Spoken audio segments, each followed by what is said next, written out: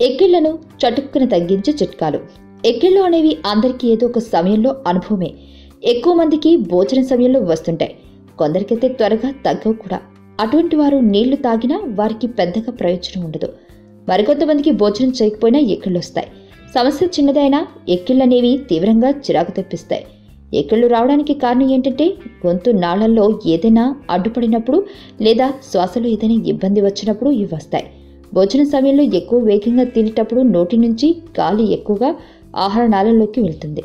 అప్పుడు కూడా ఎక్కిళ్ళు వస్తాయి. ఇలా చేస్తే వెంటనే ఆగిపోతాయి. అల్లాన్ని చాలా చిన్న ముక్కలుగా చేసి వాటిని నోటిలో ఉంచుకుని చప్పరించడం వలన వెంటనే ఎక్కిళ్ళు తగ్గిపోతాయి. 2-3 చుక్కల వెనిగర్ను నాలుక మీద వేసుకుంటే ఎక్కిళ్ళు తగ్గుతాయి.